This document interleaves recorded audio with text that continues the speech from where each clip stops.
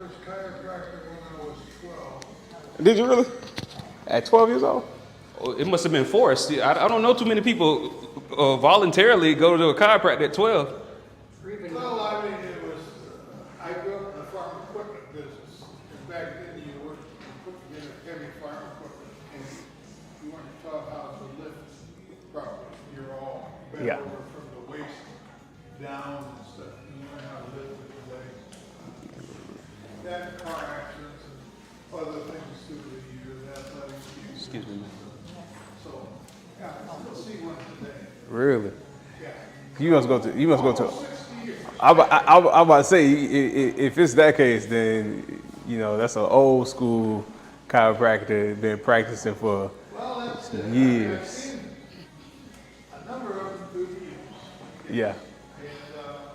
And, my first chiropractor adjustment really hasn't changed much from the manipulation from then to today. Now they use this little, The little tools, yeah. Activate is what we call it. yeah, anyway, so, yes, it will straighten you out, it will relieve pain. Right. But, there's some pain that just, I have neuropathy and vertigo, and it affects my balance and stuff like that. Yeah. And not much you do for that. Chiropractors are wonderful. Wonderful. I tell people this every day, clearly. You provide a wonderful service for people. And a lot of times it's really just about how their bodies are functioning too, right? Ultimately, our job and what we do here specifically is all corrective care based. It's corrective care based, right? And so ultimately, the goal is to make sure that we're making structural changes to the spine. Because when you think about chiropractic, you also want to think too about how the nervous system is functioning. And our nervous system, essentially, it controls everything. It controls our daily functions through our bodies, inside and out. So how we move, how we talk, how we think, right? All these things are important. And in many cases, people, when they're going to chiropractors, they are really trying to make sure that we want to get out of pain, but we want to also function at an optimal level as well, right? And so the older we get, our bodies, obviously we know, right? Our bodies start to wear and tear over time, right? I tell people all the time, and it's a joke that I make sometimes. I say, what's the two most common areas people get replaced in their bodies? The knees and the hips, right? Because over time, what happens to those joints? They start to wear away, right? And then we go bone on bone. But when you really think about the spine, right, it also has cartilage, right, that can start to wear away and go bone on bone. But yeah, you can replace the hip and the knee. You can't necessarily replace your spine, right? Not yet, at least, because who knows where technology is going 10, 15, 20 years from now, right? But it's really important because that's where your nervous system flows through, right? And because your nervous system flows through your spine up to and from your brain, right? There's a lot of functions that's happening, right? If I was to ask y'all the question, what's the most important organ in the body? Me and Randolph, we had a conversation about this years ago. It was like a debate. What would your answer be? The most important organ in your body? Heart, skin, brain, right? If I had a candy, I'd throw it to him, right? Right? Your brain is actually the most important organ in your body. And although the heart is like a close second, right? Because yes, the heart pumps blood throughout our bodies, but in reality, what tells the heart to pump? Brain, right? And so this right here is so important because this is where all of that information is being processed and sent back and forth throughout the entire body, right? So it's so important to take care of the brain as well, right? Through our nervous system. I get people who come in, they're experiencing migraines or headaches. I get patients that come in, they had a stroke years ago, or they've been dealing with Parkinson's, You know, my background is in functional neurology, right? So I used to work with TBI cases. I used to work at Brooks Rehab in the Neuro Recovery Center. So I did a lot of work with, you know, traumatic brain injuries and, you know, stroke wellness or stroke survivors and Parkinson's wellness, right? We understand too, Parkinson's is a degenerative disease, right? So you can't necessarily stop it. You have to slow it down, right? Same thing when we talk about Alzheimer's or dementia, people who are dealing with these things as they get older and they start to lose their memories, you know. And so a lot of times when I have patients who come in, especially my patients who are above 65, right? And I always try to make sure that I tie in and I let them know, like, hey, this is important for you. Because if you want your brain, if you want your nervous system to continue to function properly, right, you want to make sure that you're getting adjusted regularly. You know, not only that, but you also want to take proper supplements too. You know, one such supplement like magnesium. You know, magnesium is probably one of the most commonly deficient vitamins in the human body. But, right, if we're not getting it in our foods, we have to do what? Supplement with it, right? And then there's so many supplements out on the market these days because you can pretty much go in any store and pick up, right? Exactly, right? But it's not necessarily the supplement itself. It's about the quality of that supplement as well, because there's different types of magnesiums out there, right? You have magnesium oxide, you have citrate, you have chelated magnesium, right? But if your body doesn't absorb it, then what's the use? It's a waste. And so we joke about it. I call it expensive urine, really. Right? you're buying supplement off the shelf, you take it, but then you're just peeing it right out, right? Because your body doesn't absorb it like it should. And that's usually, especially with magnesium, right? It's usually with your oxalated magnesium or your citrate. Chelated magnesium is the type that you want to be taking because your body will absorb it. It absorbs upwards of 90%. Right, into your body, which means not only is it effective on your joints, but it's effective with your muscles, right? It helps relieve fatigue, but it also helps on brain function too.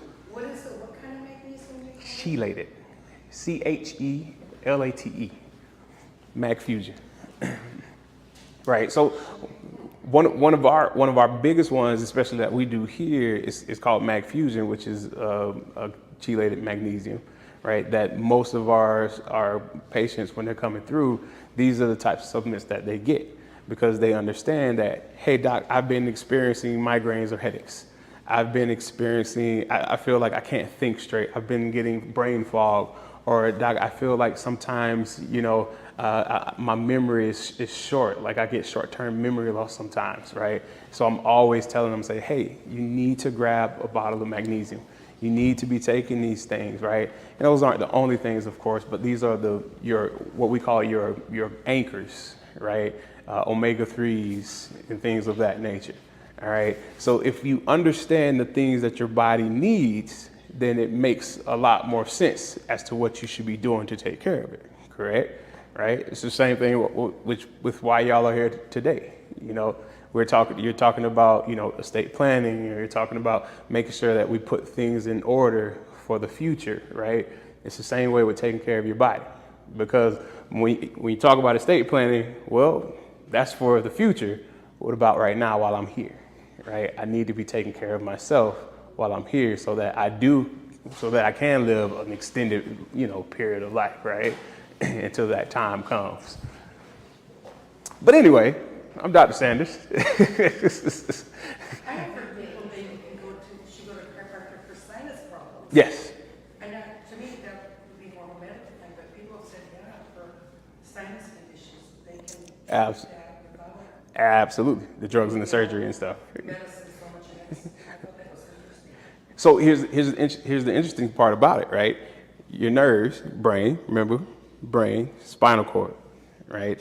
What branches from spinal cord? Nerves, right? Nerves branch out and they innervate all areas of our bodies, okay? So guess what? Your sinuses are being controlled by the nervous system, right? So if your sinuses are being controlled by the nervous system, okay, and you have what we call a subluxation or misalignment somewhere in the spine, then that means that communication that's going to our sinuses is being interrupted, meaning sinuses don't work properly. All right. Now, can there be outside interferences or outside issues, right? Pollen, things like that, allergies, absolutely, right? But why not take care of the source first and then worry about everything else? Okay. A lot of times I say we're superficial creatures. We address things from a superficial standpoint. We never really get to the root cause of it at all, right? So then we continue to have symptom after symptom after symptom after symptom.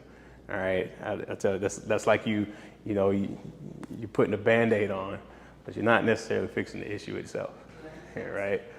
So, but anyway, any other questions I may have?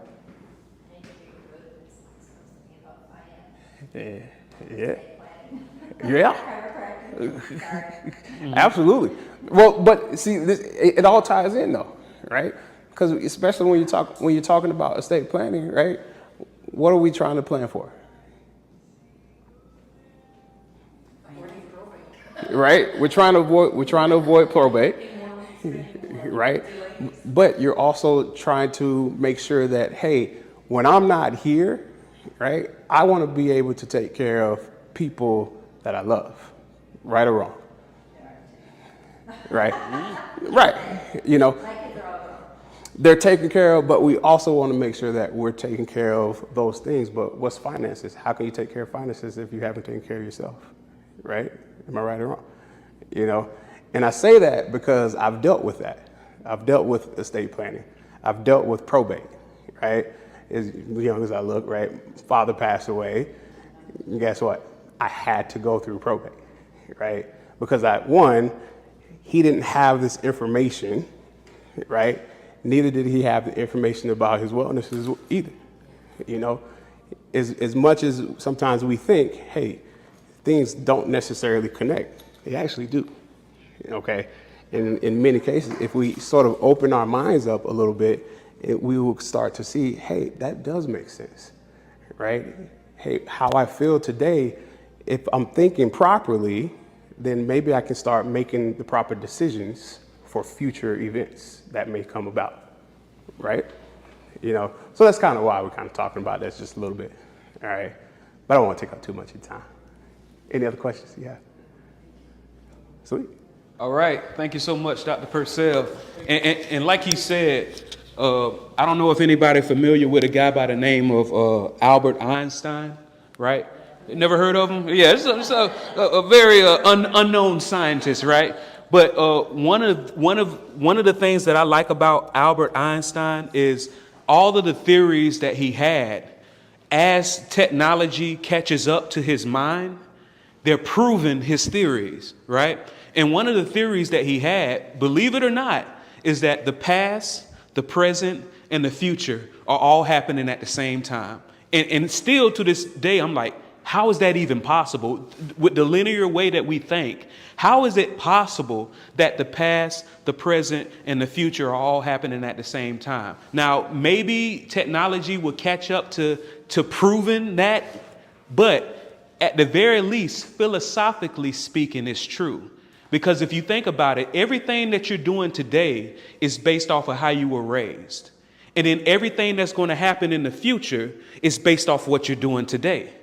So if you think about it that way, the past, the present, and the future are all happening simultaneously. One of the reasons why a lot of people put off estate planning, because I don't know y'all personally, but some of you, this probably isn't your first event. Some of you probably go to an event maybe every 3 months, every 6 months, every year. There's a reason why you're putting it off. I don't know why, but it might be the brain fog. And it might be the brain fog caused by a misalignment in the spine. So that's why, I always look whenever I'm partnering with people, how can what you do connect with what I do? So just so you know, my name is Randolph Love. I am a wealth strategist. I help people take care of the foundation and then build up. Because like I said, all truths are parallel. Before you start talking about putting a chandelier in your foyer, you got to make sure your foundation and your footing is well. All right. So here we go. How's this not connected? It was connected the whole time until we started doing this. All right, there we go. All right, so just so you know, and like I said, I truly believe all truths are parallel. So before you take information from me, I want you to know the source. My name is Randolph Love. I'm registered with the state, the Florida Department of Financial Services. I am a registered instructor, and I also just got approved as a course provider. So I'm able to do pre-licensing and continuing education for the Florida Department of Financial Services. I do provide training and consulting for corporate, federal, state, and local governing agencies regarding financial literacy, insurance pre-licensing, and continuing education. I've taught thousands of agents, thousands of insurance adjusters. If either one of you have insurance of any kind, or you've been through an insurance claim, there is a big chance that I'm the one that instructed them. Because once again, I'm just a person. I like to read. I like to take complex things and simplify it. And hopefully I can do that for y'all today. Also, I assist individuals and business owners with effective tax minimizing wealth strategies. I don't know if any of you currently own a business or have owned a business, but most businesses, 80% don't never sell. Most children don't want nothing to do with their business. So I help people create a liquidity event when it comes to that. So just so you know, I've been doing this for a while. I have some experience. I actually was an agent with State Farm for 7.5 years. I retired. I took a recreation. I recreated, and then I recreated. Anybody ever notice that recreation and recreation are spelled the exact same way? And what happens is once you start relaxing, which I'm sure some of you've probably experienced, you start thinking of new things. Or what should I do next? They say your wealth, based off of your social, economic level, determines how far you think into the future. A bum on the street is only thinking to the next day, right? Once you start going up in social economic, you start thinking for the next week, thinking for the next month. Now, y'all are at the stage where you're thinking years into the future, and some of you are thinking past your actual lifetime. So I say that to say this. People that's doing bad don't typically come to estate planning events. Usually you've made some good decisions. You probably made some bad decisions, but you understand that this is important. All right? So here's the first thing that I want to teach you, because my main thing is education. If I end up doing business with either one of you, great, but I want to educate you first. The first thing that you need to consider when you're dealing with somebody who does your estate planning, you want to make sure they have a team. Why is that important? Just like something may or may not happen to y'all, it may or may not happen to me. What if I disappear? What if my phone goes out? What if I leave the country? What if I get hit by a bus? You want to make sure whoever you're working with have a team, all right? So that's the first thing that I want to make sure that y'all understand when it comes to this education. Make sure whoever you're working with have a team. I've strategically aligned myself with people that are smarter than me.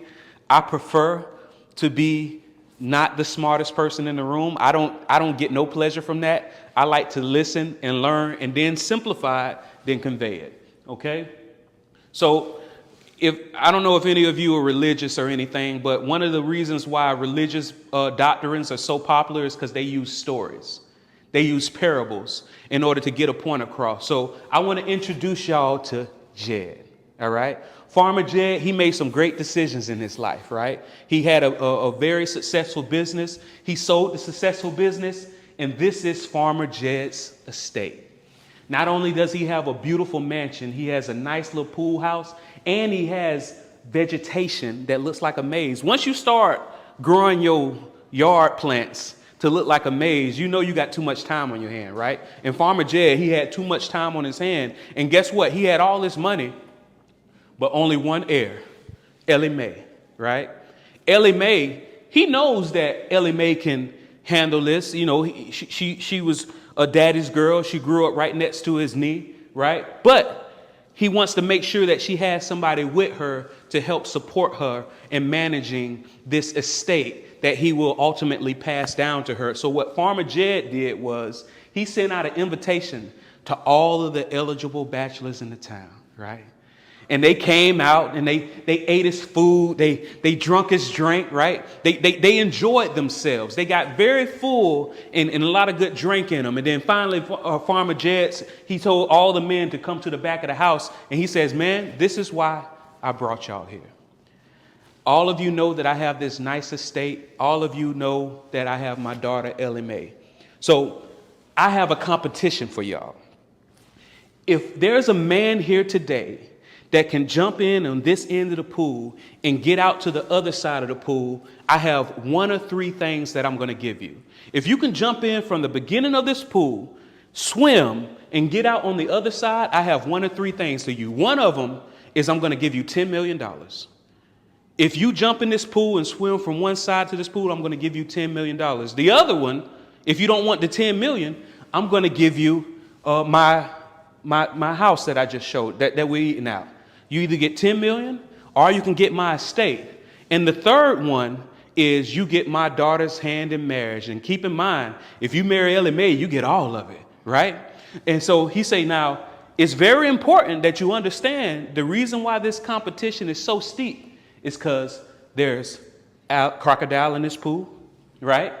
There are snakes in this pool. There are piranha in this pool. If you can jump in this pool, even with the crocodiles, even with the snakes, even the piranha, and you make it to the other side, I'm going to give you, and before he can get it out of his mouth, he heard a splash, right?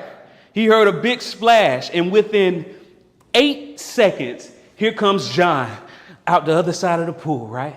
And then Farmer Jed said, oh, man, that's great, man, John, man, I can't believe you did that. You did that in record time. He said, you must want $10 million. He said, no, I don't want $10 million. He said, okay, well, you must want this estate, man. This is a nice estate. You saw my vegetation maze? Did you see my bushy maze? He said, I don't want your estate. He said, well, congratulations. Welcome to the family, son. You must want to marry Ellie Mae. He said, sir, all due respect, this is a small town. Nobody here wants to marry Ellie Mae, right? He said, well, if you don't want the money, if you don't want my estate, if you don't want to marry Ellie Mae, what do you want? He says, I want to know the name of the man who pushed me in that pool. And it's funny, right? Like, whenever I tell this story, everybody laughs, right? But like I said, all truths are parallel. What happens when somebody pushes you in the pool, philosophically speaking? What happens when you get that call in the middle of the night? Your son, your daughter was just in an accident. Now they're unresponsive.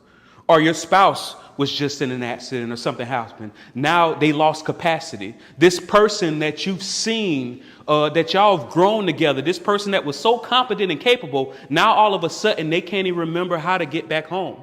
What are you going to do when that happens? Well, I'm going to tell you what you're going to do. You're going to be prepared in advance. Right? You want to have all of your directors together. We're going to talk about medical power of attorneys, financial power of attorneys. If you don't have that in place, I'm going to show you, give you some insight on how that should be structured. We're going to be talking about wills. We're going to be talking about trusts. I recommend a revocable living trust. That way you're able to keep your flexibility, right? And it helps you avoid probate, and it keeps your stuff private. All right. So let's get into it. All right. So here's what we're going to be going over. So estate planning. What's better, a will or a trust? A trust? You heard a trust was better. A trust? Anybody say will? Will. When you heard that the trust was better, did they give you any details on why it was better?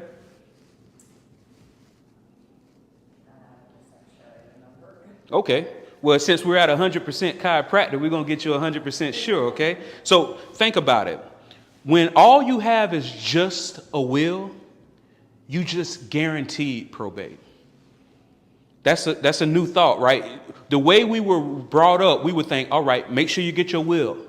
And when you get your will, you can help avoid all this headache. Nah, when all you have is just a will in place, you just give the judge a roadmap on what you recommend they follow. But the judge don't have to follow it.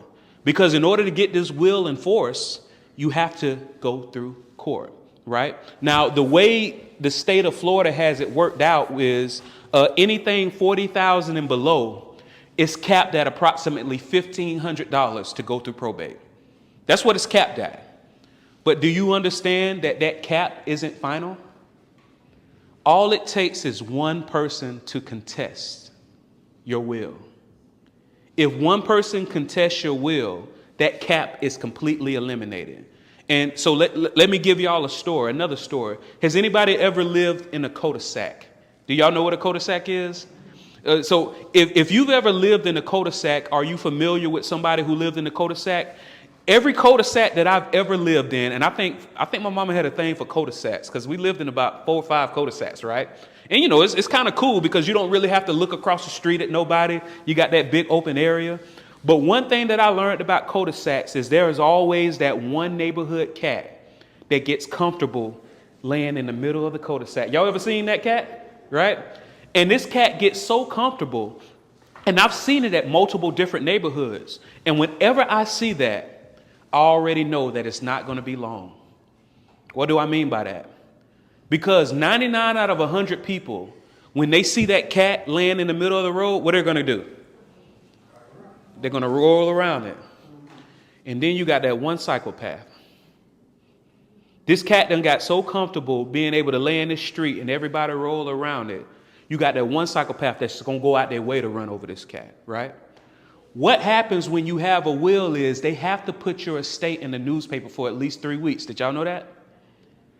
So what happens when a psychopath who all they do is read probate and estate newspapers?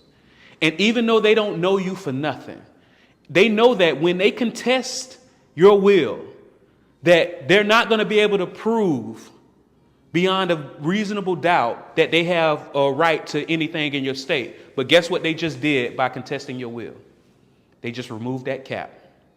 Now this court and this attorney can essentially charge you anything that they want in order for you to go through probate, which had a cap on it. So one of the reasons why, and there's several reasons, but one of the reasons why people say a trust is better than a will is because a will guarantees probate. And when you have a trust and it's structured and funded correctly, not only do you avoid probate, but you also do not have to put your estate in the newspaper for 3 weeks. Everything remains private, okay? Financial strategies, growth and protection. So it's not about how much you make, it's about how much you keep. I'm going to mention some things on how you can protect what you've built. One thing that y'all have learned, and let me know if this is true or not. Have some of you, while you were working, did you have a financial advisor? And how many of your financial advisors told you that when retirement, your tax rate is going to be lower? They never told you that? Well, one of the things that most financial advisors tell you is that when you retire, your tax rate is going to be lower. Now, there is a chance that some of you are making less income in retirement, so you are paying less. But if you actually look at your tax rate, it's the same, if not higher, than it was when you were working. If you actually pay attention to it. So we're going to talk about how the government is one of the worst business partners you can have. If you were to take on a business partner, and that partner said, hey, you're going to do all the work. You're going to, lift all the machines. You're going to do all the cleaning. You're going to build all the relationships. And then when you're ready to get out of the business, I want half. No, matter of fact, I want 33%. And no, matter of fact, I want the right to change my mind with how much you owe me after you finish doing this job. That's what the government is. So I'm going to show you ways that, some families and some other individuals are able to, not pay as many taxes. Now, here's the thing. There are some people who truly believe, and I'm not disagreeing with you, that paying taxes is your patriotic duty. But the next question that I'm going to ask is, do you believe that the government is spending your money wisely? Even if you believe that paying taxes is your patriotic duty, most people will say, I don't think the government is spending my money wisely. If there was a way that you could legally avoid paying taxes, but use that money that you saved to spend on your own charities, spend on your own friends, spend on your own colleagues, where you can actually see what this surplus money is doing. Would you not prefer that instead? So once again, I don't care what you do with the money that you save in taxes, but there's a way that you can legally avoid it and then use that money to do whatever you want to do. And if it is do charity with it. Okay? So anybody in here get Social Security? Did y'all know, according to the Internal Revenue Code, that your Social Security is not supposed to be taxed? You knew that. Did you figure out how to avoid it? Basically, what it is the reason why your Social Security is being taxed is because your other money isn't allocated correctly. If you're able to get a majority of your income off the front face of your tax return, that's how you make sure your Social Security is not taxed. Because they're taxing you up to 15%. But there's a way to get around it, and we'll talk about that as well. And then financial strategies with growth and protection. So anybody, what percentage of Americans do you believe have a will? 12%? 80%? Can I get $1? What was that? That's close. The percentage of Americans that have a will is 40%. So 40 out of every 100 people have a will. Should we clarify current will? Okay. I appreciate that. Yeah, we can knock that down. 40% have a will, but I would say maybe 30% is obsolete. Because once a child is born or a child passes away, once you buy or sell something, that will is obsolete. And guess what? The way most attorneys have it set up is, okay, because I don't know, I think you told me your will's like 1970, right? 1990. Okay, man, I'm sorry, I added extra 20 years. All right. Oh, all right. So, matter of fact, how old are you, Dr. Percell? Yeah, that's about right. So you got your will when he was born. So your will could be a doctor right now, is what I'm saying. If you're out of state, like you move from one state to another. Illinois, I've not updated. Now, I'm glad you mentioned that. So that's called jurisdictional shopping. So what that means is even though you move from one state to the other, that does not make your will obsolete. Because basically, as long as you have in that will what state governs your legal documents, it's still good. And the state of Florida or whichever state is still going to honor it. So that's still good, because we're actually going to talk about, anybody ever heard of situsing a trust? Yeah, it's one of those crazy words. So it's SITUS. We're going to talk about jurisdictional shopping. It's going to be one of the first points I make. So I'm glad you brought that up. Okay. What percentage of Americans do y'all believe have a trust? 20%. Man, you must have watched my presentation before? Now, you getting real close. The percentage of Americans that have a trust is 17%, right? So 17 out of every 100 people actually have a trust, right? Is it either or? You either have a trust or a will. You don't have both. No, I recommend you have both. Oh, you do? See, so whenever I'm sharing with people about the difference between a will and a trust, the main thing I say is if you only have a will, you guaranteed probate. But I do recommend having a will and a trust both combined. Now, when you're working with the right company, not only are they going to help you set your trust up, they're going to help you set your will up too. But they're also going to help you set up what's called a pour over will. So a pour over will is for, let's say, because what a good company, my company, what we do is we meet with our customers once a year, right? And what's included in that meeting once a year is automatically, at no additional cost, we update your trust, we update your will, we update your power of attorneys if it has to be done.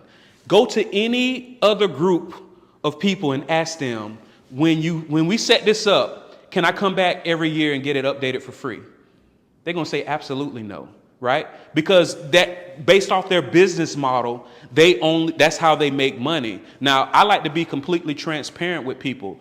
If you never do business with me, cool. However, the reason why our company go ahead and takes a flat rate and then we update it every year at no cost for free, because we don't demand it, we don't require it, but we hope that one day you talk to us about managing money, right? And if we help you set up your foundation, maybe when we talk every year, it might bring on a conversation. But once again, it's not required. I have customers, they don't talk to me about money at all. They just want their foundation good. And that's okay with me, okay? So, all right, so here are some findings. Nearly half of all respondents believe that estate planning is only for the ultra rich and most people don't need it. Does anybody believe that? Because everybody needs it. Because guess what? You all have an estate plan. Yeah, if you don't have a lot of income or money or whatever. So here's the thing. Like I told you, that main threshold is approximately $40,000. Now, I didn't look. I didn't really see any of you what you drove in, but some of you drove here in 40,000. You've already met the threshold to go to the next level of from that $1,500 cap to where it starts getting into 3% of your estate. What does that mean? Let's say if your house is valued right now at $500,000. That means in order for your family to get that property transferred into their name, it's going to be at least 15 grand, depending on what your other estate costs are, right? So that's something to consider. Why deal with that when you can take care of it today, right? Now, and some of you, I have some younger people that come in that's really getting this education for their parent. And one thing that I say is, trust me, if you pay for it, they'll do it. And what you can do is when you have a trust set up correctly, let's say some of you, your parents are still alive, and you know that this is going to be an issue. Did you know that you can pay for their estate plan and then put a promissory note inside of their trust to where you're the first person that gets reimbursed whenever that happens? So you can pay for it, put a promissory note inside of their trust, and then you're the first person that gets reimbursed. And then, you can avoid all of the headache of dealing with the siblings. The one that never shows up, but all of a sudden their hand is out, right? 25% haven't spoken about it with their families because they don't think about their own death. Do you know what I say about that?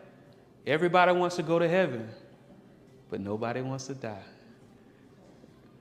And they think that if they talk about it, they're going to die. Well, I got some bad news. You're going to die. Only difference is you're setting up, to be traumatic. Some people have a very close-knit family, but if you're honest with yourself, they're only close-knit because of that patriarch or that matriarch. Once that matriarch or that patriarch of the family dies, the whole family is going to go into shambles, especially if there's no clear line of what you want to happen, okay? 49% say their assets aren't worth enough to consider an estate plan. We already defeated that myth. If you got a car that's worth $40,000, if you got a house that's worth a couple $100,000 or more, you're there, whether you know it or not. All right.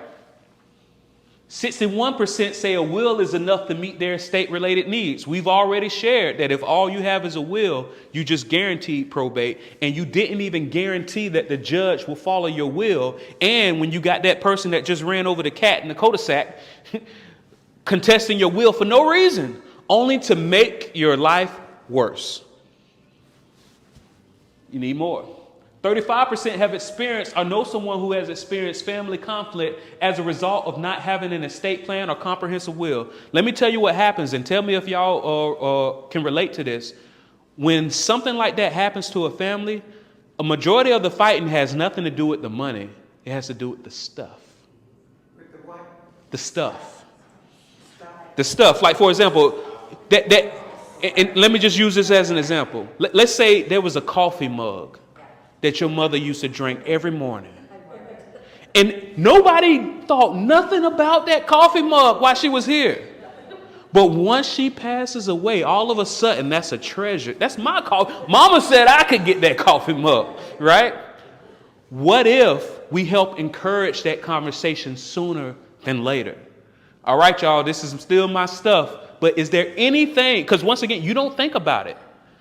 Is there anything of my stuff that either one of y'all want? We're not even talking about the money. Is there anything of my stuff? We encourage that conversation and you're able to get it written down. What if they say no? And then what's going to happen? They're going to But that's where that transparency comes into place. Because if you're having this conversation open and transparent, because I don't recommend that you segregate everybody off and have have this conversation transparently and openly. Everybody will see that person that says, I don't want nothing, right? And then you're able to get it written down, because one of the conversations we're going to have is, all right, what do they want? Let's get this written down. All right. And then even though it seems insignificant, we're going to make sure it gets written down, and it's a conversation that you had. Because here's the thing. Nobody wants to go up to their kids and say, hey, y'all know I'm going to die eventually, right? They're going to do everything they can to change the subject. It's a different conversation when you come up and say, hey, everything's already set up. I just want to know what stuff y'all want. It's a whole different conversation. Oh, mom, dad, you're not going to die. Okay. I'm the person in the Bible that's still walking the earth. All right. I'm going to be that person. But just in case I do die, I'm already set up. What stuff do y'all want? Okay. Next time I have the conversation next week. Next week? Oh, exactly. And now,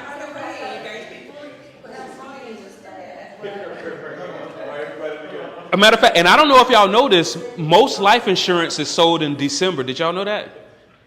Most life insurance is sold in December. And that's because, you get reminded of your family. What were you about to say? You about to say? I forget that. No, and that is what you stipulate in the will, like I want, Mm-hmm. your mom's gonna say, I want Jan to have this, she wants that, so that's in the will part. That's Uh-huh. what that's- And then the trust is going to, Different, okay. and then the trust is going to parlay to the will. But because you're using the trust as a mechanism instead of the court system, that's when you're able to keep everything private. So during the trust, are you appointing someone like a executor, I guess what you call it? Yeah, so when you're dealing with a trust, because what you're saying is an executor of an estate, when you're dealing with a trust, they call it a trustee. So yes, now, since you brought it up, anybody think it's a good idea to elect co-trustees? Probably not. No? Yes. Heck no? I have to, yeah, I have to. You have to? So let me tell you what happens. That's when you reach, you ever see when they shut down the government? They're going to shut down the government, right? Because you got two opposing parties that now have no type of rings. You were the one that kept them in order. And it seems like they should be able to work in harmony and make these decisions together.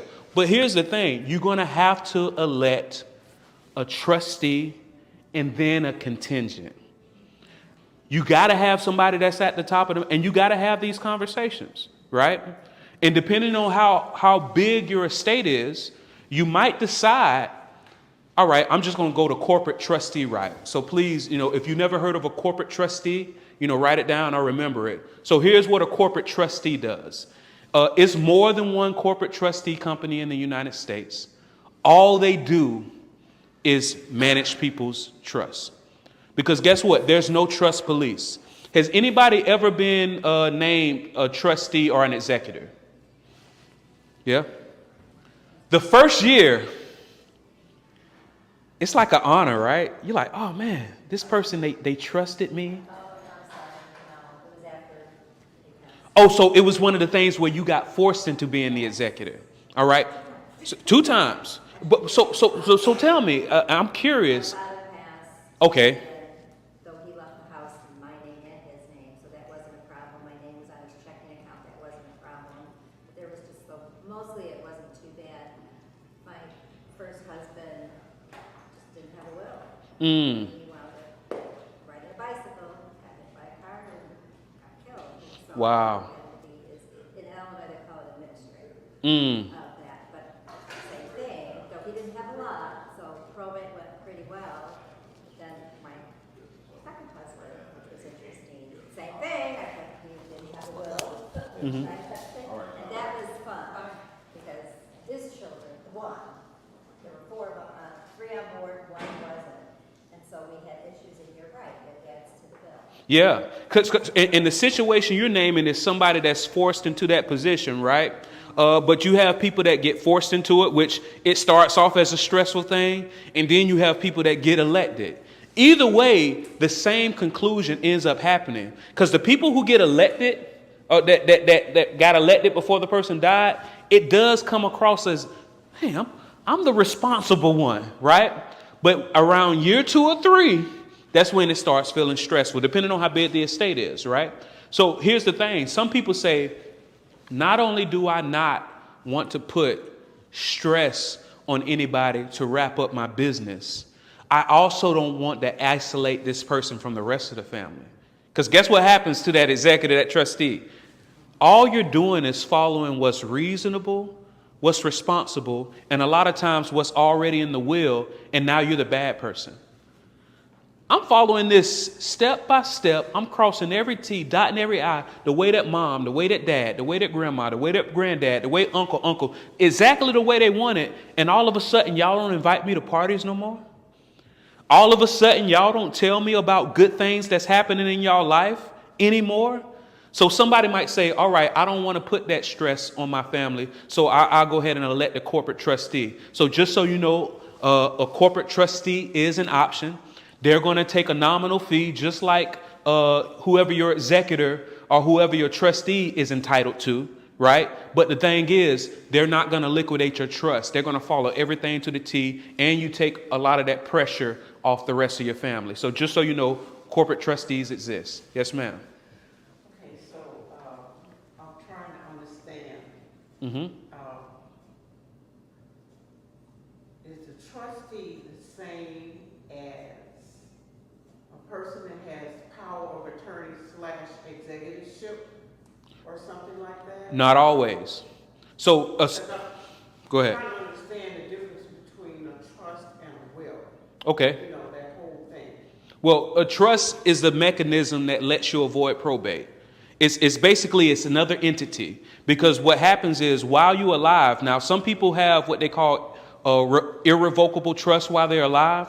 But what typically happens if you're setting up a trust to avoid probate, it's a revocable living trust. And then once you die, it triggers and turns into an irrevocable trust. And whoever your trustee is has to get an EIN number for your trust. Trustee still meaning power of attorney, a person that has power of attorney? Not necessarily, because the reason why I want to make sure there's a clear distinction is because sometimes there's power of attorney with finances, there's power of attorney with medical, right? So you can have a trustee that isn't necessarily your power of attorney with your medical decisions. And you can have a trustee that isn't necessarily your power of attorney with financial decisions. They're just the one that comes into place once you pass away. All right, so a lot of, once you die, yeah, that trustee has a lot of power. But while you're alive, you're also going to have some power of attorneys in place, and we're actually going to discuss that. Because just like a trust, anybody have any medical or financial power of attorneys currently? No? Medical or financial power of attorney? Yeah, like a living, it can be a living will. Do y'all have co-decision makers on that too? They're going to shut down the government. Do you understand what I'm saying? I have 3. They all live out of state. Are they? One lives in state here, Florida, so she has my bank account here. Mm-hmm. The other lives in another state. She's on my bank account there. Mm-hmm. So it sounds like the solution that you've been using so far is what they call joint tenancy.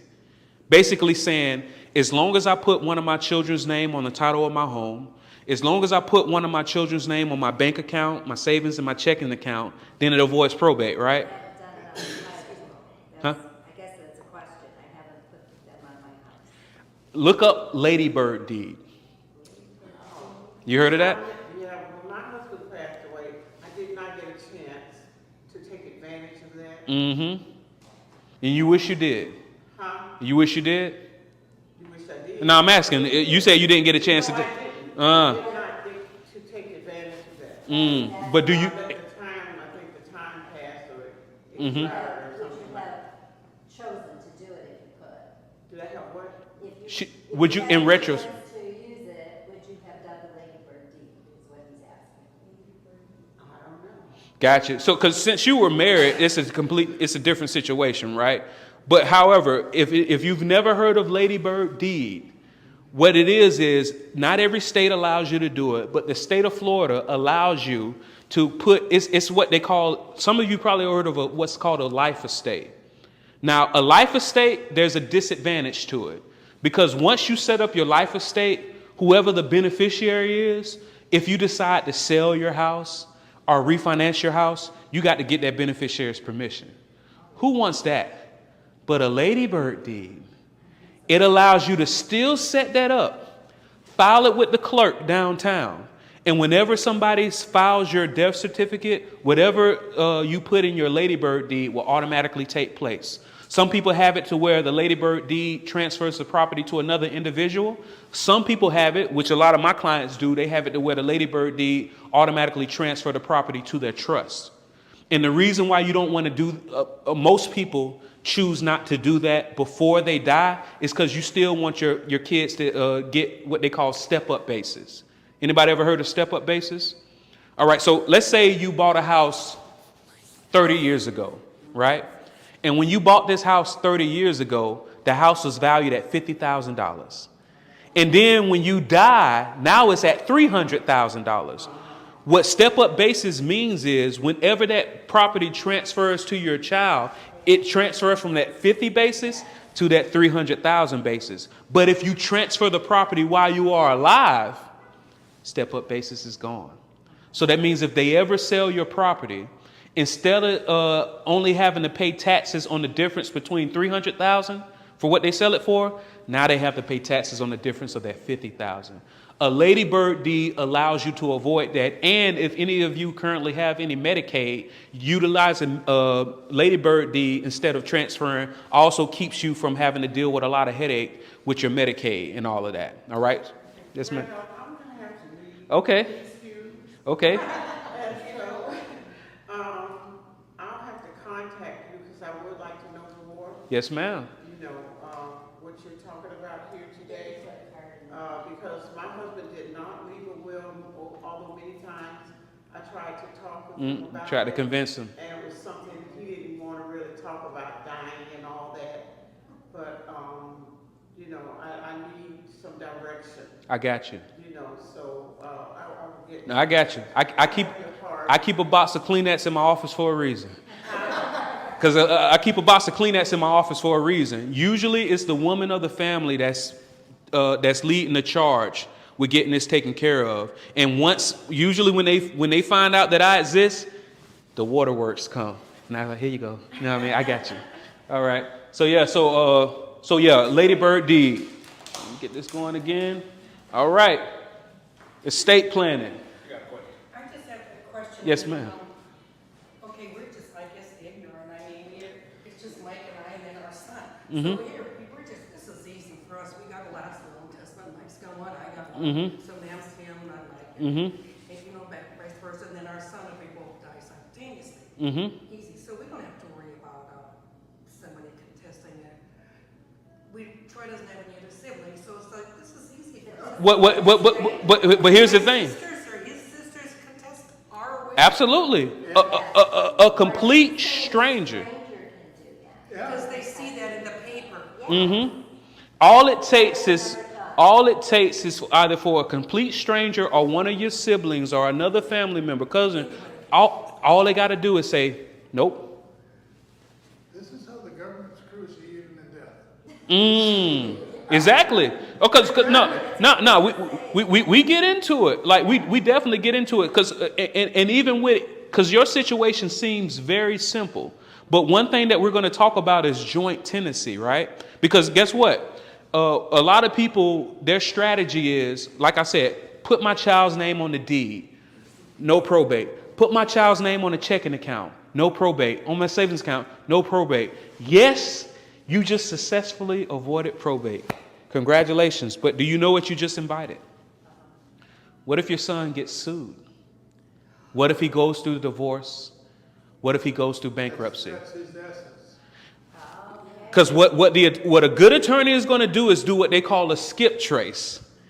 As soon as they see that your son or your daughter or anybody else's name is on your house and on your accounts, that just got rolled up into the lawsuit, that just got rolled up into the divorce, that just got rolled up into the bankruptcy. So it's one of those things to be careful what you wish for. Yes, you just avoided probate, but you just invited some unnecessary risk, okay? But even though their name is, like Troy's name isn't on our checking account on our house, he's a beneficiary. And it's still just because he's listed as, even though it's not. See, now that's a different thing. Now, if he's just a beneficiary, it still can be open to his debtors, his creditors.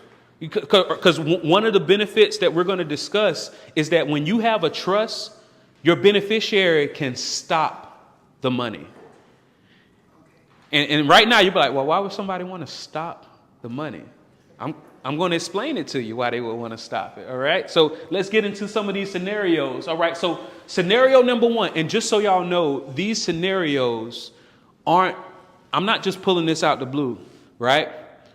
This happens every day. Did you know that and I know the doc knows, every 8 seconds, there's another accident. Every 8 seconds, there's another accident. As we're talking, another one, right? So a lot of these scenarios, they get introduced due to an accident. But just know, I'm not just pulling this out the air. This stuff happens all the time. All right. So scenario number one, a couple is in a car accident. Right. So let's say that you and your husband are in a car accident, and now you're in the hospital, incapacitated. You can't speak. Did you know that your adult children have no rights to get any information on you or make any decisions on your behalf? Because a lot of you probably have, if you do have a medical and financial power of attorney, you probably have it set up going to, either one way or the other. You should do both, right? Maybe your children have a medical and financial power of attorney on you, but you should have one on them as well.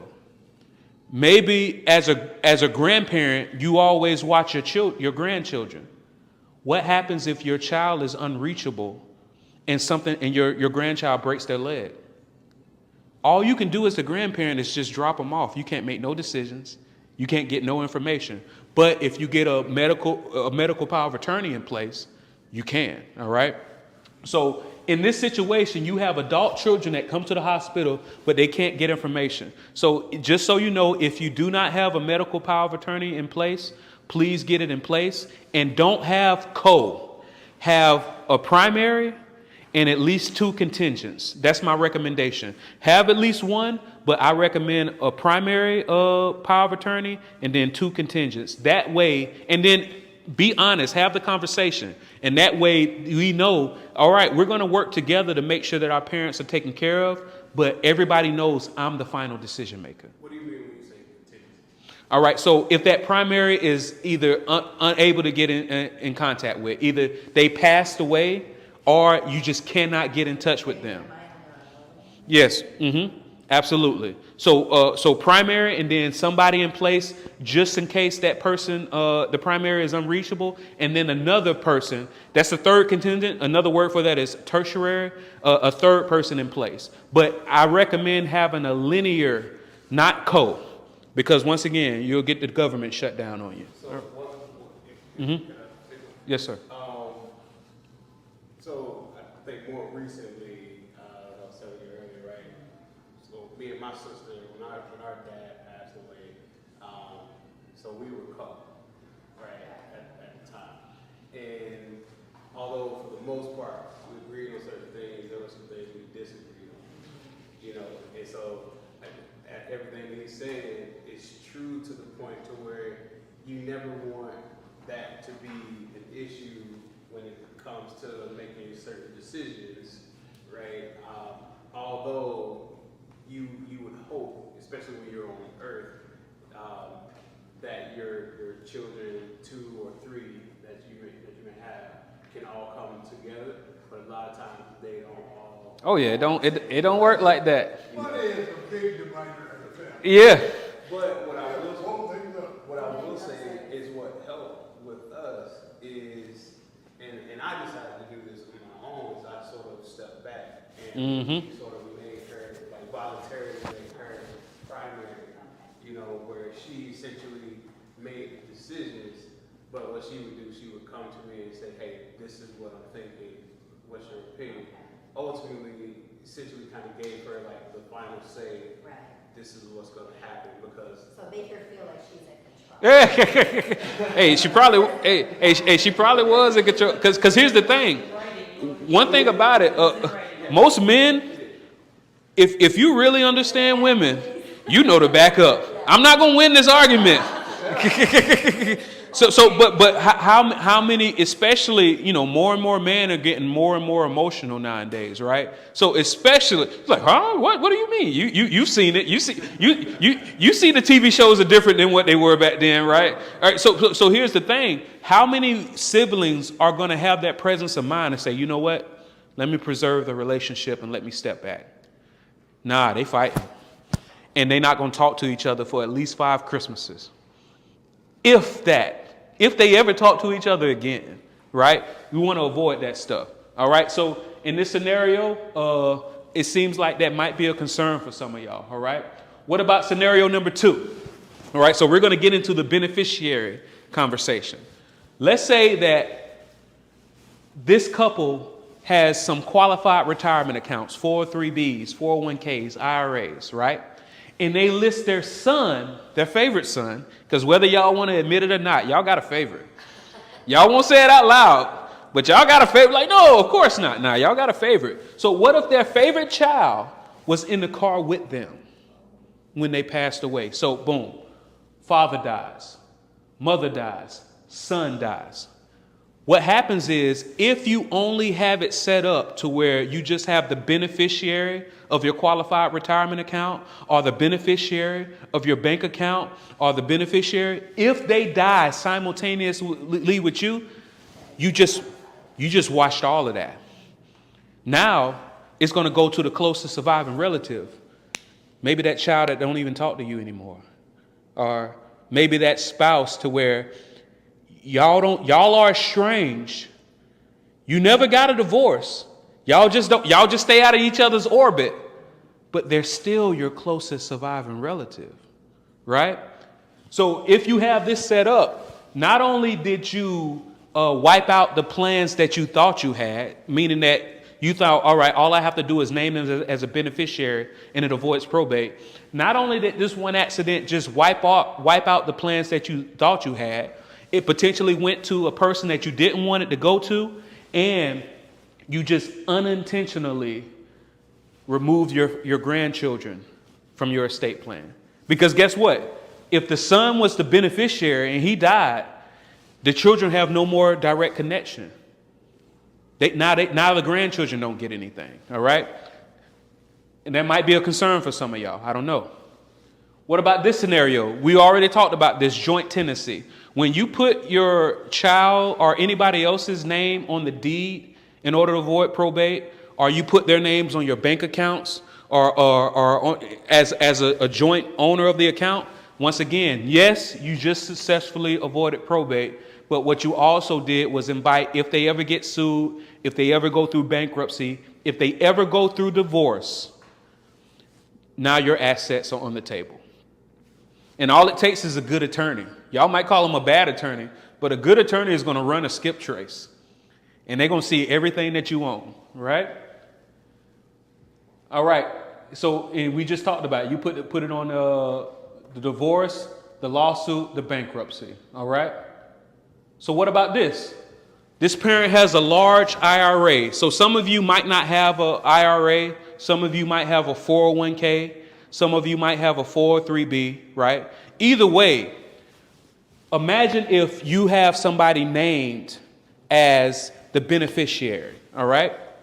So boom, you pass away, and the child receives a lump sum of $200,000. Now that's how much was in your account.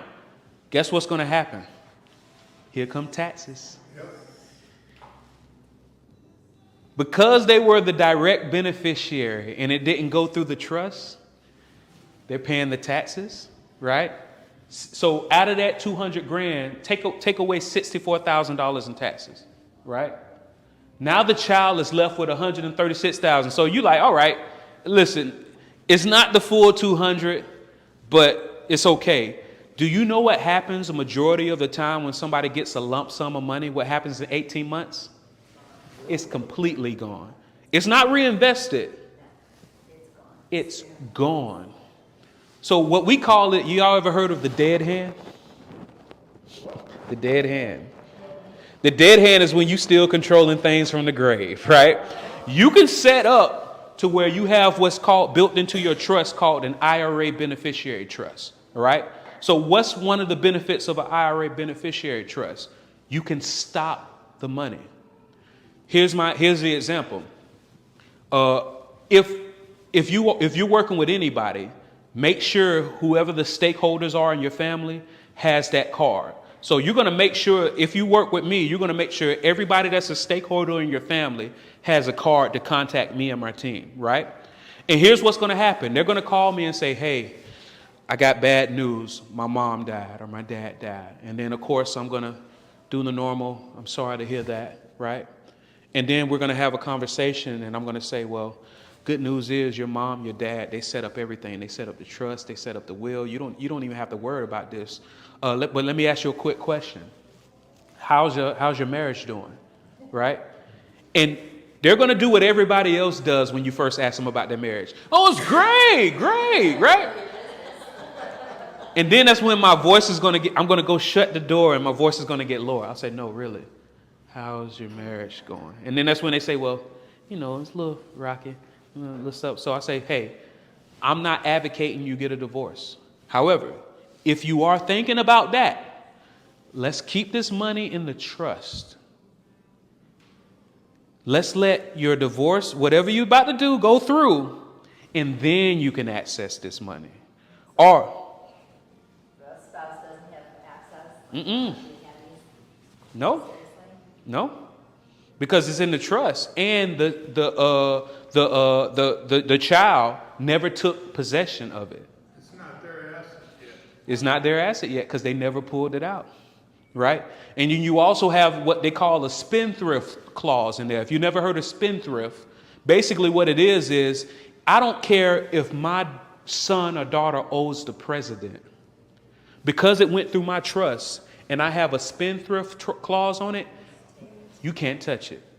So creditors can't touch it. The spouse can't touch it. What if your child is going through a bankruptcy or a lawsuit when you pass away? They can't touch it because, once again, they've never took possession of it. So that's why I say, yes, it's cool. You avoid probate by naming a person as the beneficiary, but they can't stop the money. They can't stop the money. They can't protect it from creditors, and they can't protect it from taxes. Okay? So if you look at this, and this just basically breaks down in the words how it worked out. All right. Now, in this scenario, this person was left with $136,000, right? But what if that spouse saw that as the prime moment? Okay, now that they got this money, I was thinking about filing a divorce. Now I'm definitely going to file.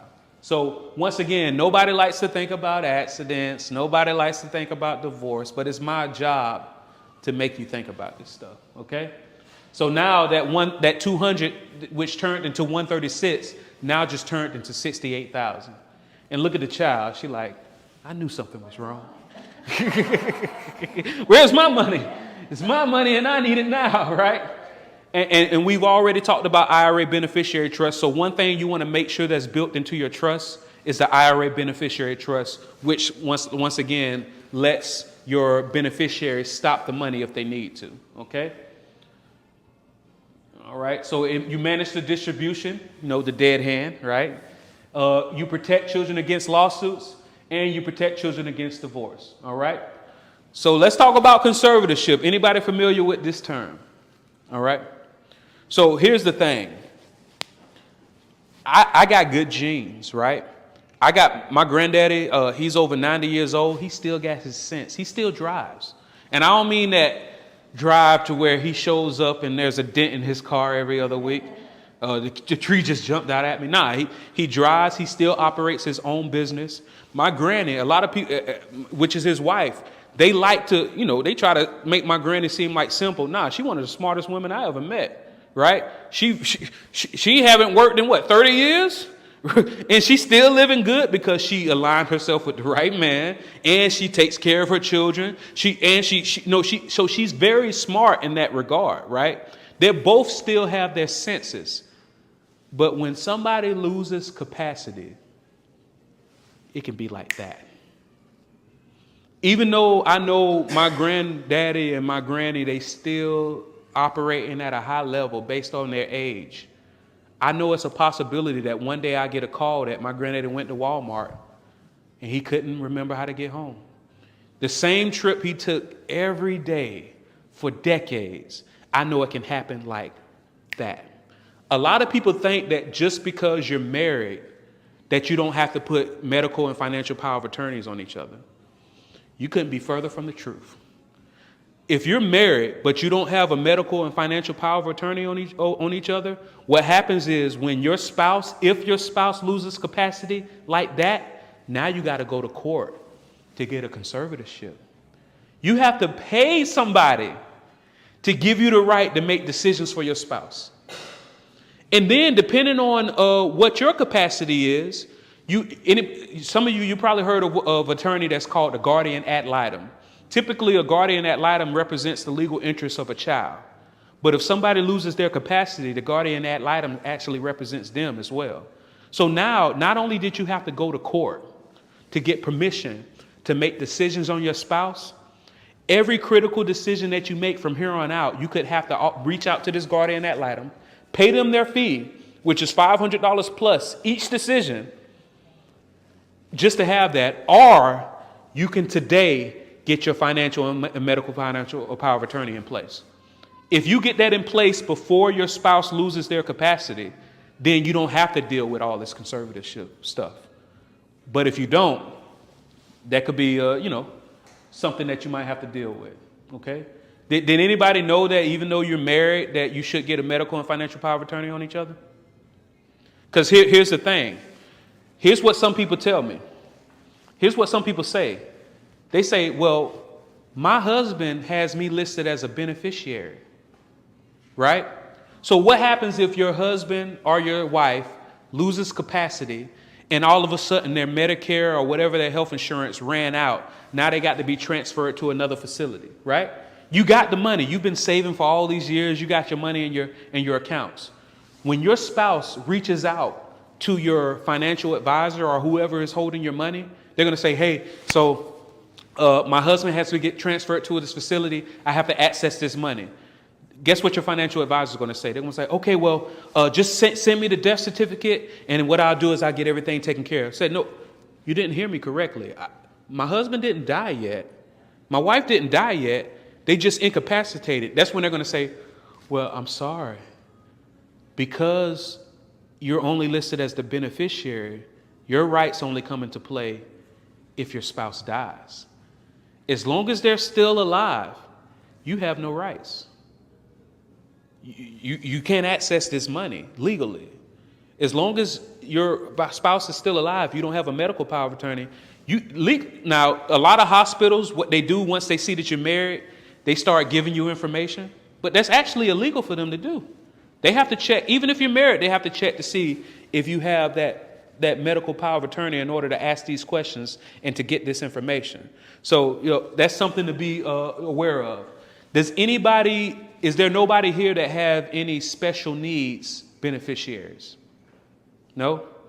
What do you mean by Not yet. It's somebody who has delayed development. Now an old word that they say this is a bad word. But when I was growing up, it was, you said retarded. Right? So I had to give you, but now, now it's a bad, and the actual word means slow for something to happen, right?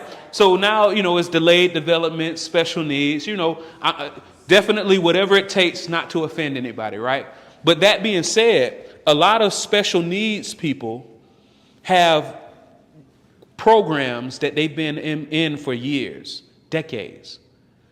What happens when this special needs child gets a lump sum of money sent to them. They get kicked out of all their programs. You got too much money. You got too much money now. Did that trigger something? My grandson. So now I left you this money unintentionally. I just kicked you out of your programs. Now we gotta scramble to find somewhere to put this money. And since, once these people see you scrambling, they're gonna charge you a premium, right? So now you're being charged a premium to put this money, and then you got to go through the whole process of requalifying. Because a lot of people, when a child is first born, you don't really, that qualification stuff, you forget all about it because it's all happening at the same time. But imagine trying to requalify somebody that's older as an adult. You don't realize how long it takes to get people to qualify, how many hoops you got to jump through. Or you can have a special needs trust, a universal guardian trust, to where the money goes there for the needs of that child, but because they never actually take full possession of it, it doesn't kick them out of their programs.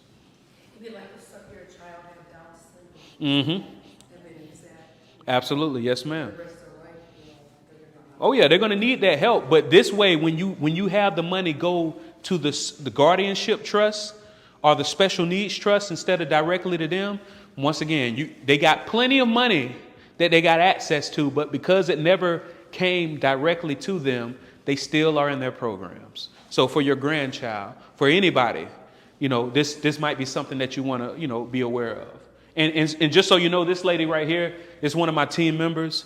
She goes down on a regular basis and speaks on behalf of special needs people and delayed development people. So that's somebody that I work with, and we help make sure that the trust is specially designed based off any new rules or laws that come into place. Okay? All right, and we already talked about this one right here. If your spouse is in a coma or becomes incapacitated, your spouse has an IRA, what access will you have to the money without proper documents? If you are married and you do not have a current, and keep in mind, even if you have a financial or medical power of attorney, those rules change more frequently than you know. One of the benefits of aligning yourself with a company that allows you to update these documents every year at no additional cost is when the laws change, then your documents will change, right? So is that the same for a kid? Yes.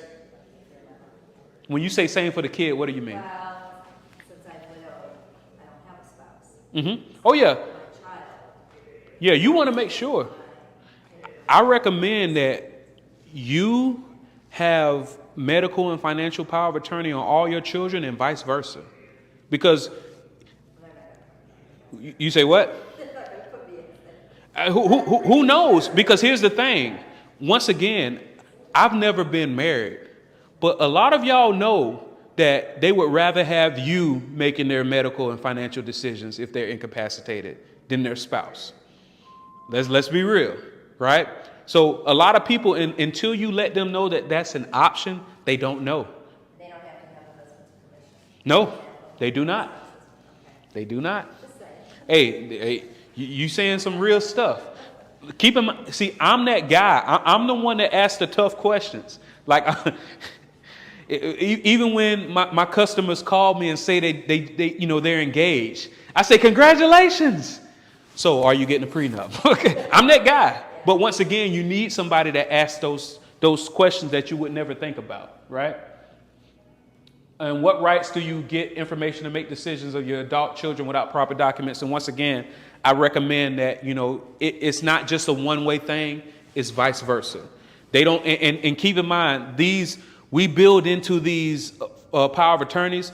They can't just come in and start running the show. There's certain thresholds that have to be met before somebody can start making decisions on your behalf. Okay? All right. So most common questions. Now, we already asked this. What's better, a trust or a will? Trust. All right. Probate court. What is probate court? Now, here's the thing. The way I was raised, yes, it can be avoided. So here's the thing. The way that I was raised, I thought probate court was just what happened. Anybody else thought that everybody would go through probate? Yeah, Because nobody had stuff in order.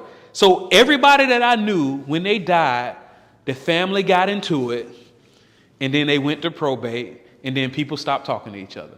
I just thought that was just normal, right? But really and truly, it's just the way it's set up. So here's what probate court is. It's the granting of probate is the first step in the legal process of administering the deceased person's estate. It resolves all claims while distributing all the deceased person's property under the will, right? Because what happens is if you don't have a will in place when you die, it's called dying intestate. And what the court judge does, in that court proceeding, they actually create a posthumous will for you, right? But if you have a will in advance, you still got to go through probate. That not a judge can follow your roadmap. So. Mm-hmm. Is it true that if someone took out a sheet of paper and they started writing down stuff and they put it As long as underneath it's notarized or something, or witnessed? it has to Does be that work, like on TV? right. Like if they wrote, this is my last will, Yeah. boom, boom, boom. They signed their signature, folded it up, and they just kind of stuck it somewhere. So all right. So, and I'm glad you brought that up. All right. So here's the thing: is what you're asking me is this considered a legal doctrine to where it would qualify as somebody's will? And to your point, you asked, well, did they get it notarized, right? So once again, it's still whether or not, because yes, if somebody can prove that this was their wish, and they can prove that it was them that signed it, and they were under no duress, and they had a sane mind, yes, it will qualify as a will. But guess what? Still got to go through probate. Do you see what I'm saying? See, I always thought if you had a will, you didn't necessarily have to. That's the way we were raised. And now that I told you this, a quick Google search, you will see multiple sources that confirm what I said. That a will guarantees probate. It does not avoid probate. If all you have is a will, it guarantees probate. Right? So here's why probate exists, right? Because it exists for a reason, but people, just like everything else, we abuse it. So just imagine if there was a person who wanted to get their yard landscaped, right? And they bring over a landscaper, and the landscaper, they look at the yard and they quote them a price. They say, hey, it's going to cost you $5,000 for me to landscape your property. So the woman, let's say whoever owns the house, pays the landscaper $2,500 up front. The landscaper does a beautiful job. And then he talks to the homeowner, and the homeowner says, this is great. I got to make a quick trip up north to visit my daughter, but I'll be back in a few days, and then I'll send you your money. Well, a week goes by. 2 weeks goes by. 3 weeks goes by, and this landscaper doesn't hear from the homeowner. So he goes and knocks on the door, and then all of a sudden the unknown man opens the door and he said, hey, I'm looking for Miss Wilson. He said, I'm sorry, Miss Wilson, that was my mother. And she passed away on her trip up north. Do you think this son is going to give this landscaper $2,500? Absolutely not. So in that scenario, that's when the landscaper would go through probate to get their money. So it's a need for it, but not the way that most people are using it. Okay? And it's also based off of like their assets. I guess their assets, how much worth they like, how much money they actually had, right? Because say if 2,500 was just one case, but say they got $300,000 in debt somewhere else, and they only had $100,000 in the assets, right? It's like, well, how they gonna divvy up all that, right? It's kind of like It's also the medical bills. Yeah. But check this out. That's where all of these caps come into place. So this is for the state of Florida. If anybody didn't know, these are your caps, right? You got $1,500 for $40,000 or less, $2,250 for $40,001 to $70,000, then $3,000 from $70,001 to $100,000, and then $100,001 on up to $1 million. You're looking at $3,000 plus 3%. Now keep in mind, what did I tell you? These are the caps if there's no issues. That's not attorney fees. See, this is see, here's the thing. Because mine was like $2,000 just to take without everything else. But think about, so was there any type of controversy at all? Just the one. Just one controversy? Just one. That's what gave him permission to charge you more than the state caps. Do you see what I'm saying? These attorneys are smart.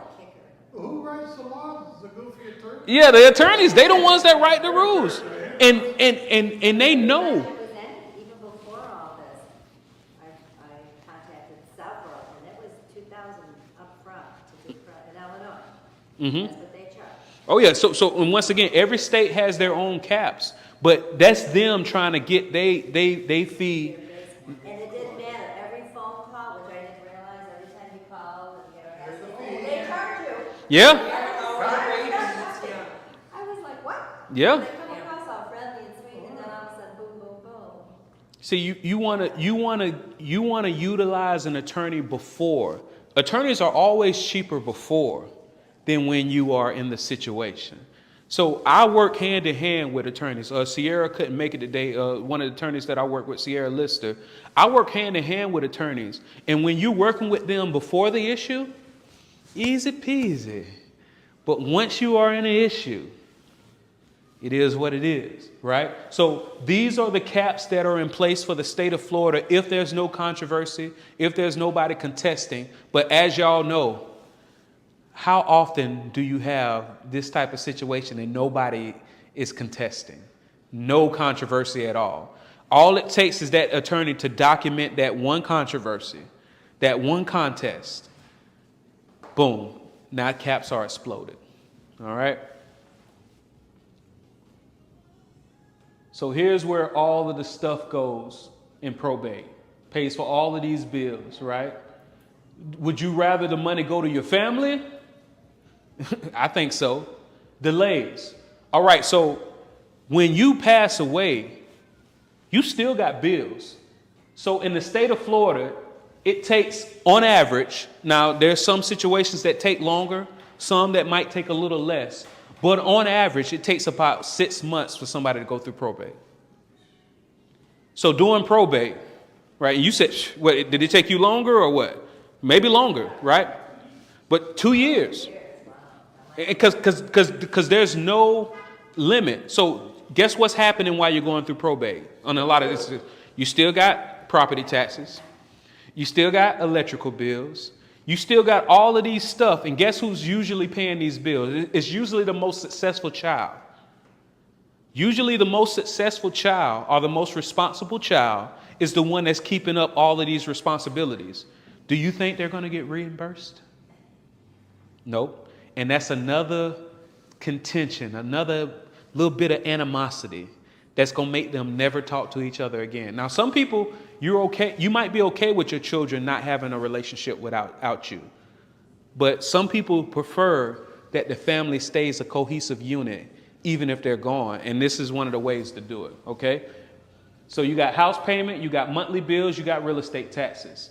And public record. And like I said, if you do not have a properly structured trust, then your estate has to be in the newspaper for at least 3 weeks. And then that's when you got all of the crazies coming out to contest you. All right? So here's the way it usually works with people with the will.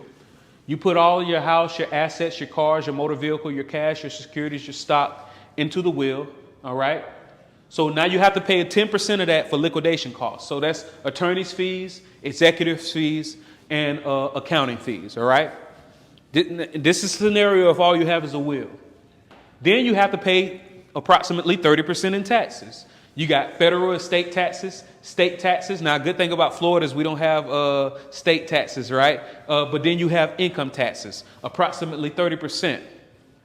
So that means if all you have is a will, your family is going to end up with approximately 60% of your assets.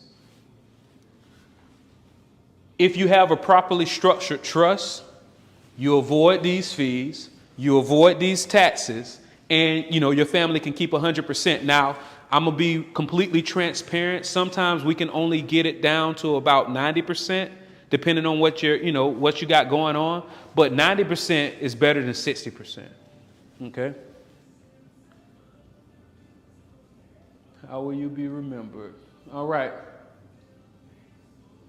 So we're coming up to the end, y'all. So I just, since we went through all of this, well, let me ask you, did y'all learn something today?